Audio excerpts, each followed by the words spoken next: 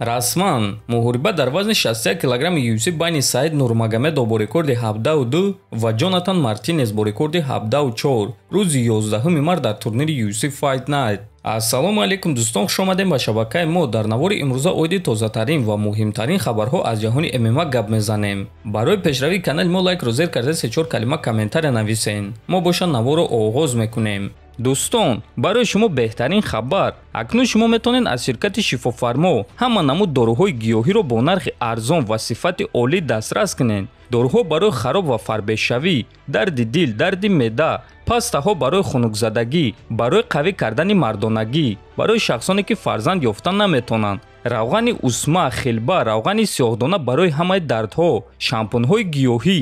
худи ҳозир ба номерҳои дар рӯи экран буда занг зада доруҳои даркории худро бо нархи арзон дастрас кунед ва ҳатман аз номи канали паҳлавон гап занед. ҳамин гуна шумо ҳам доруҳои даркории худро дастрас мекунед ва ҳам канали моро дастгирӣ мекунед.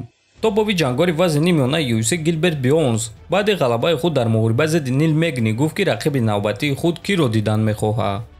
ба ман Колби Ковингтонро диҳен, чунки ҳамаи ин шахсҳо аз ман гурехта гашта истоданд.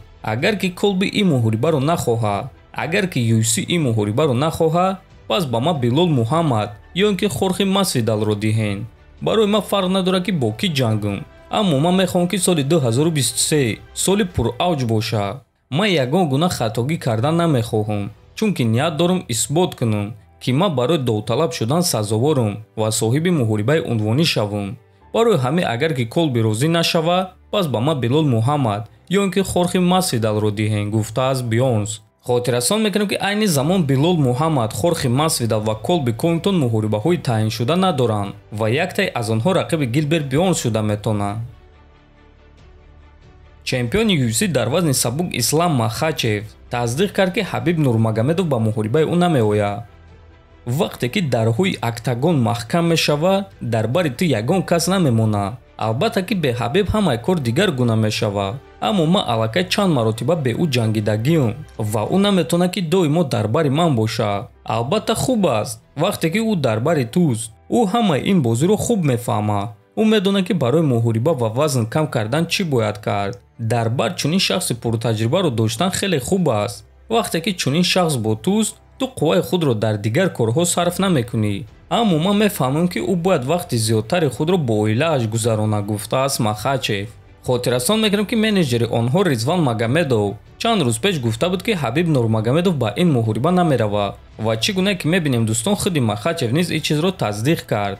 дӯстон, дар ҳақиқат дар бар чунин шахсро ба монанди Ҳабиб доштан хеле хуб аст, аммо ман фикр мекунам ки айни замон Ислам Махачев дар қуллаи баландии карьераи худ қарор дорад ва боз ӯ чанд маротиба бе Ҳабиб баромад кардааст ва ин чиз барои ӯ проблема нахоҳад шуд.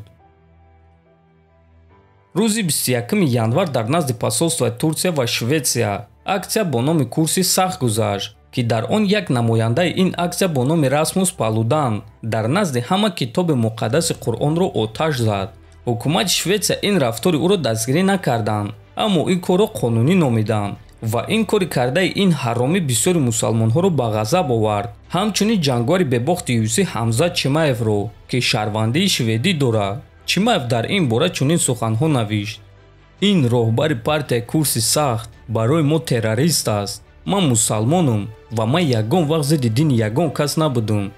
ягон вақт кори кардаи ӯро ки зидди дини дигар кас кардааст ман кардагӣ нестам. барои чӣ шумо ба ӯ иҷозат медиҳед ки ин гуна корҳоро кунад? мо набояд ки хаб кунем.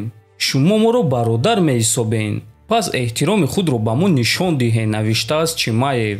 ва дӯстон, дар ҳақиқат доимо нисбати дини ислом ҳар гуна корҳо мекунанд. ман ягон бор нашунидам ва надидам ки ягон мусалмон нисбати дини дигар касо ин гуна рафтор карда бошад. барои ҳамин дӯстон, аз ҳамаи шумо хоҳиш мекунам ки ҳатман дуо карда аз Аллоҳ талаб кунед ки ин гуна ҳаромиҳоро ҷазо диҳад. мо набояд гӯем ки аз дасти мо ҳеҷ кор намеояд, чунки мо мусалмонем ва аз дасти мо дуо кардан меояд. мо бояд сидқан дуо кунем ва иншааллоҳ Аллоҳ дуои моро мешунавад ва чунин ҳаромҳоро хору залил мегардонад. то боздид дӯстон, хонободу сарбаланд бошед.